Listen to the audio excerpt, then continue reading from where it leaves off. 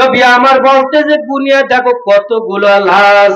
সাহাবীরা গুনিয়া বলতে যে হুজুর এখানে আছে 69টা লাশ সাহাবীদের। নবী আমার বলতেছে এখনো একটা লাশ বাকি, কারণ আমি দীর্ঘদিন পর্যন্ত স্বপ্নে দেখতেছি আমি আল্লাহর রাস্তায় 70টা উট কোরবানি করেছি। এর মানে আজকের যুদ্ধের ময়দানে 70 জন সাহাবী শাহাদাত বরণ করবে। জয় কোন সুবহানাল্লাহ। সাহাবীরা খুঁজতে আছে, কোথাও আর কোনো লাশ পায় না।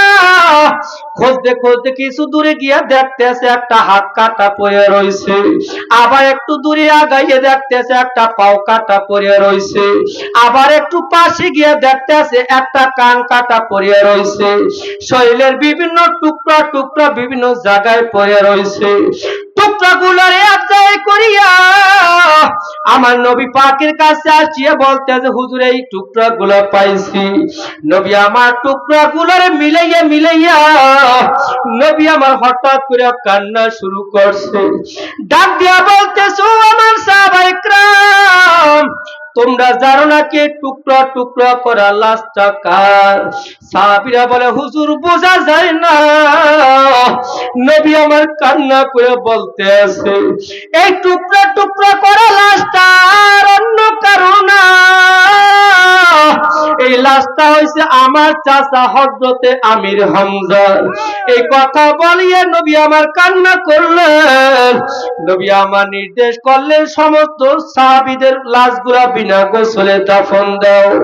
বিনা গোসলে দাফন দিবে এমন সময় একজন মহিলা দৌড়াইতে দৌড়াইতে আসিয়া পাগল বেশে দৌড়িয়ে আসিয়া নবীর ডাক দেয়া বলতে আছে ওগো দয়ার নবী, আপনি যদি সমস্ত সাহাবীকে বিনা গোসলে দাফন দেন, হুজুর আপনি একজন সাহাবীকে বিনা গোসলে দাফন করবেন না।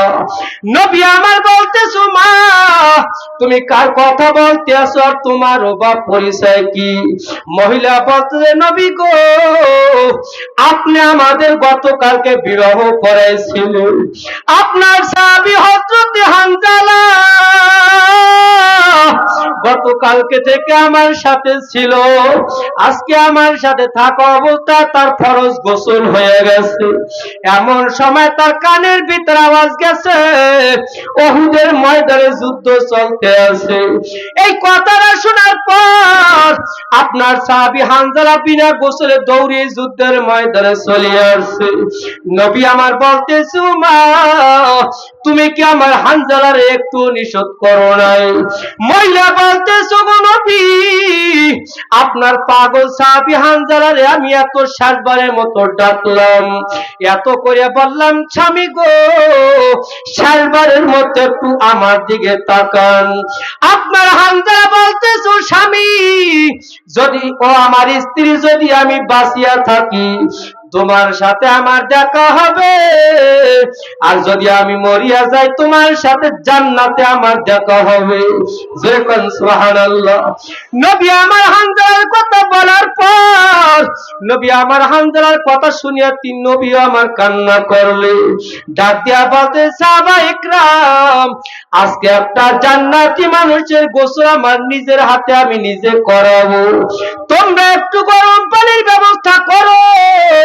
এমন সময় আল্লাহ পাকের আরশ থেকে আওয়াজ আসছে ও আল্লাহ পাকের নবী গো আপনার হানজালার গোসল আপনার করানো লাগবে না, আপনার হানজালার গোসল আল্লাহ পাকের জান্নাতের পানি দিয়া আল্লাহর ফেরেশতারা করাইয়া দিছে। জোরে কোন সুবহানাল্লাহ। ও আমার ভাইরা ও আমার বাবাজিরা ও আমার যুবক বন্ধুরা পর্দার আড়ালে আমার মা বোনেরা সাহাবায়ে কেরাম আমার নবীর এত করিয়া ভালোবাসতো, আমার নবীর জন্য তারা এতটা কুরবানি করলো। সাহাবায়ে কেরাম তাদের নবী পাকের ভালোবাসার কাছে দুনিয়ার কোনো মূল্য তাদের ছিল না। কথা ঠিক না বেঠিক?